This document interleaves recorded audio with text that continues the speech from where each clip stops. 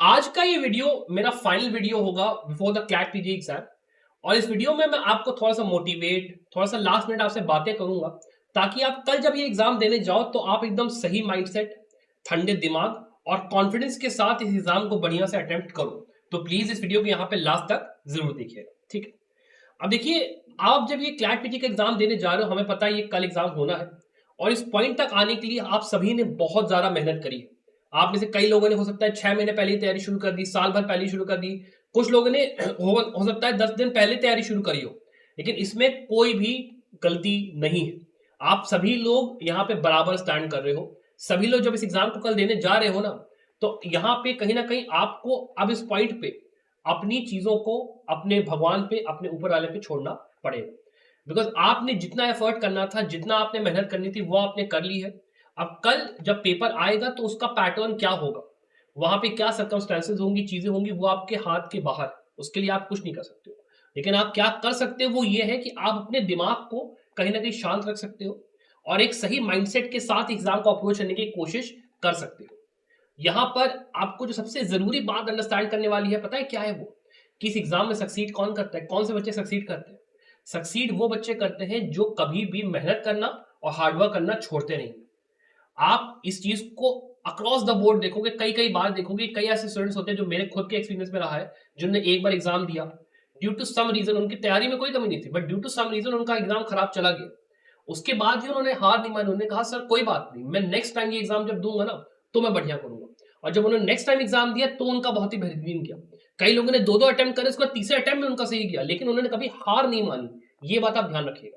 Because ये जो exam आपका होगा ना, this is not the final exam जो कि आप अपने जीवन में दोगे।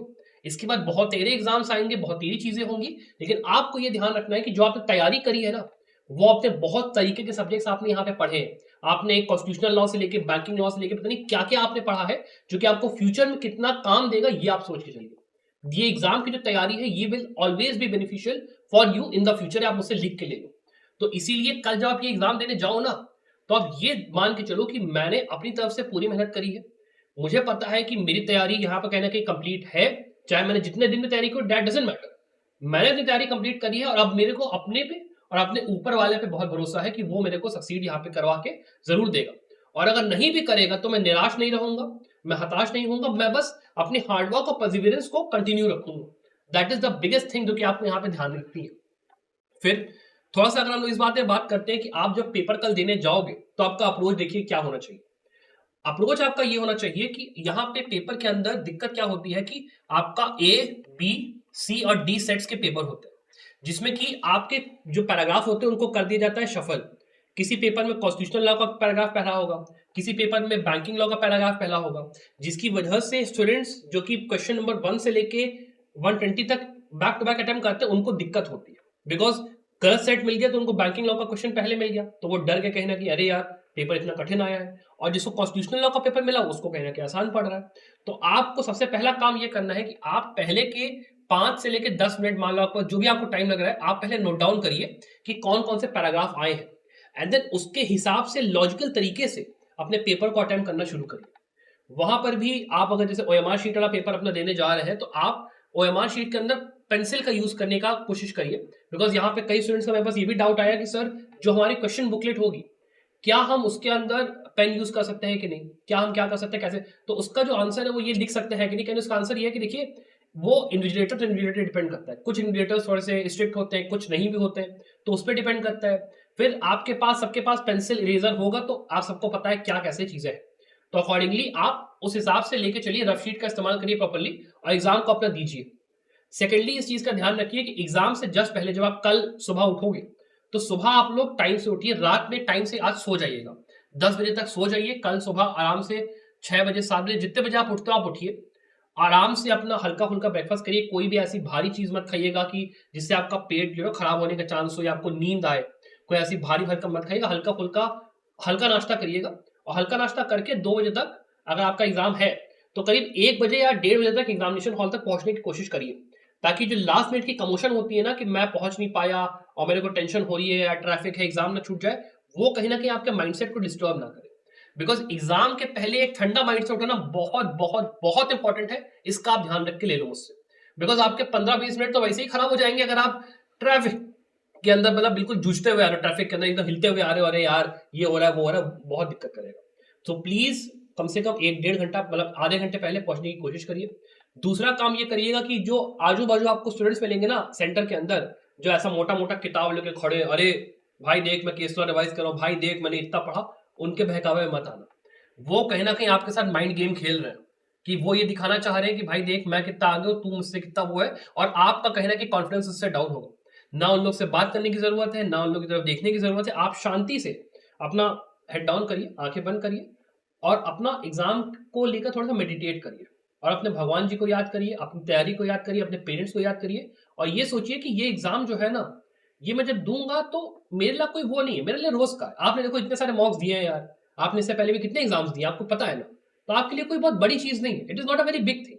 आराम से इस एग्जाम को अप्रोच करिए, आराम से चीजों को देखिए, आराम से जैसे मैंने आपसे कहा पेपर को अटेंड करिए, बिल्कुल रिलैक्स होकर। ये एग्जाम अगर नहीं भी सही गया, जैसे मैंने आपको समझाया, परसिवरेंस इज द की। ये इकलौता एग्जाम नहीं जो कि आपके करियर डिफाइन करेगा, ऐसा घंटा कुछ नहीं है। इसके बाद बहुत आपको ऑप्शंस मिलेंगे। इवन जो स्टूडेंट ये सोच रहे हैं कि मेरे को यार अच्छा कॉलेज नहीं मिलेगा तो मैं क्या करूंगा, भाई कुछ नहीं होगा। क्यों इतना टेंशन ले रहे हो यार, लाइफ बहुत लंबी है, अभी आप लोग कितनी उम्र ही है आपकी यार, क्यों टेंशन ले रहे हो इतना, डोंट टेक टेंशन। और इवन पीएसयूज की भी मैं बात करूं, इस साल केवल एक ही वैकेंसी आई है पीजीसीएल की, उसके अलावा कोई वैकेंसी यहाँ पे आई नहीं है।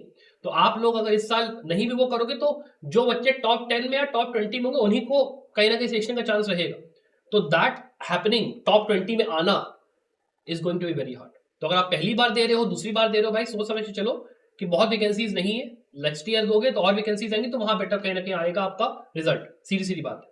और अकॉर्डिंगली अगर आप कल मान लो अगले साल एग्जाम की तैयारी करने का सोच रहे हो, आपको ये लग रहा है कि आपको जरूरत है मेरे साथ की, आपको लग रहा है कि आपको एक अच्छा कोर्स चाहिए जहां पे सारा स्टडी मटेरियल सब कुछ आपको एक जगह मिल जाए, सारा का काम हो जाए, तो आप हमारे कंप्लीट प्रिपरेशन कोर्स में आने का सोच सकते हो फॉर 2026। इसका जो प्राइस है वो 5499 हम लोगों ने कहीं ना कहीं रखा है, मॉक पेपर सब कुछ यहाँ पे आपको रहेगा। सबसे बड़ी बात यह है कि मेंटरशिप के लिए मैं वहां पे खुद आपके साथ प्रेजेंट रहूंगा पूरे टाइम।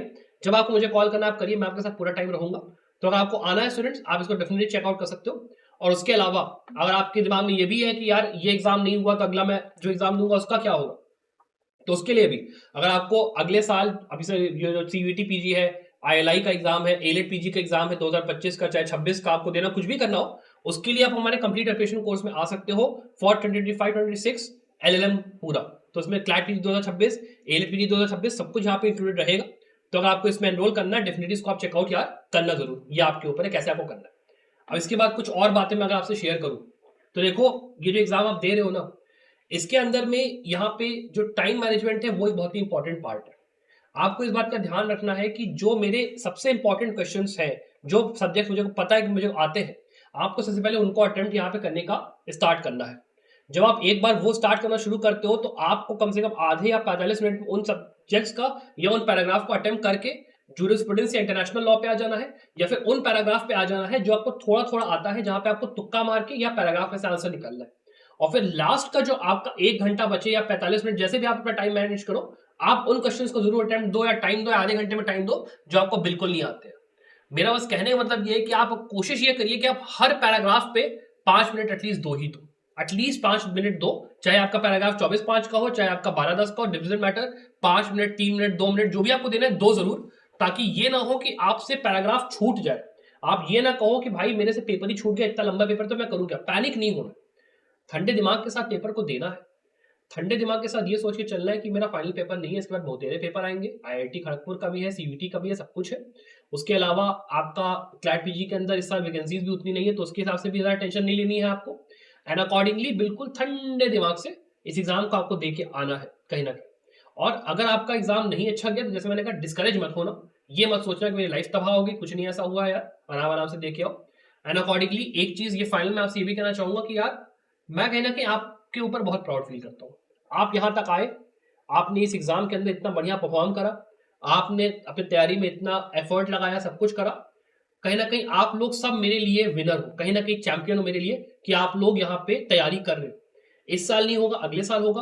और साथ में संभव लॉ के अंदर एक चीज ये भी है कि अगर आप मान लो अंडर 500 आपकी रैंक हो, आप मेरे साथ अगर एनरोल्ड हो हमारे कोर्स में, कहीं भी कुछ भी हो, आप अगले साल अगर एग्जाम देना चाह रहे हो, तो मेरी तरफ से आपको 100% यहाँ पे स्कॉलरशिप रहेगी। कोई भी वो हो, आप अगर एनरोल्ड हो मेरे कोर्स में, रहेगा। तो आप इस चीज की टेंशन मत लो कि यार अगले साल फिर मेरे को एनरोल करने का टेंशन है, मैं कैसे, कुछ जरूरत नहीं है। संभव लॉ हमेशा आपके साथ रहेगा। बस आपका रैंक अगर 500 के अंडर है, पूरी तरीके से मैं आपको ये चीज़ का वो करता हूँ। अपार्ट फ्रॉम दैट अगर आपको कोई भी मान लो चीज़ पूछनी है, कुछ भी करना है, आप मुझसे कमेंट्स नीचे पूछ सकते हो। I wish you again the very, very best of luck for your future success.